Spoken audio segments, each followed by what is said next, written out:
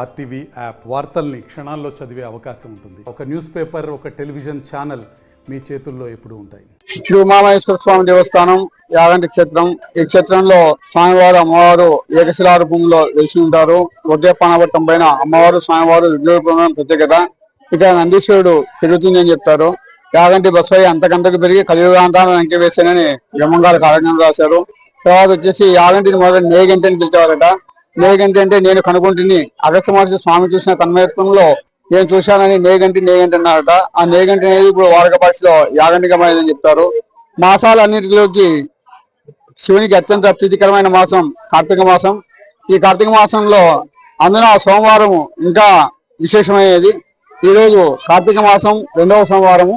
ఈ 2వ సోమవారం సందర్భంగా స్వామివారికి 3:30 మంగళవాయిద్యాలు, 4 గంటలకు స్వామివారికి సహస్రనామావళి, పంచామృత అభిషేకము, మహాన్యాసపూర్వక ఏకవార రుద్రాభిషేకము మొదలగు పూజల్ని కూడా నిర్వర్తించి భక్తులకు దర్శనం ఏర్పాటు చేయడం జరిగినది. అలాగే 5వ తారీఖు బుధవారం కార్తీక పౌర్ణమి ఇక్కడ విశేషంగా నిర్వహిస్తారు.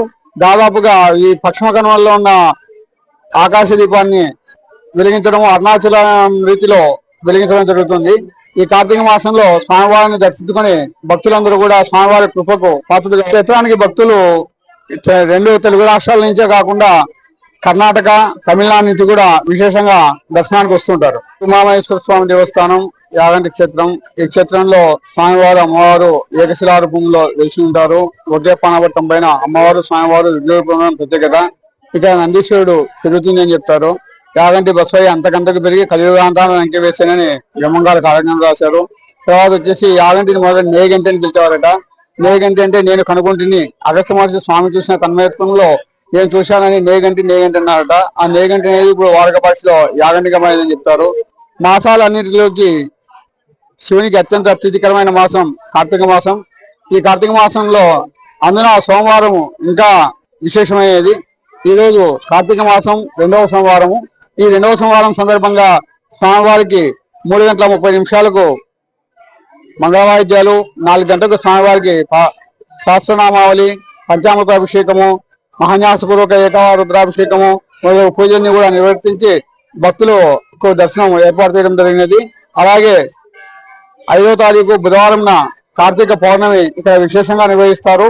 దాదాపుగా ఈ పశ్చిమ కనుమల్లో ఉన్న ఆకాశ దీపాన్ని వెలిగించడం అరుణాచలం రీతిలో వెలిగించడం జరుగుతుంది.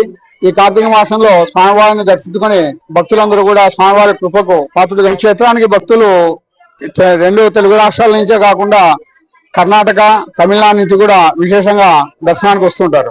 మరిన్ని వీడియోస్ కోసం ఛానల్ ని సబ్స్క్రైబ్ చేయండి. లేటెస్ట్ అప్డేట్స్ కోసం వాట్సాప్ ఛానల్ ని ఫాలో చేయండి. అండ్ లింక్ డిస్క్రిప్షన్ లో ఉంది.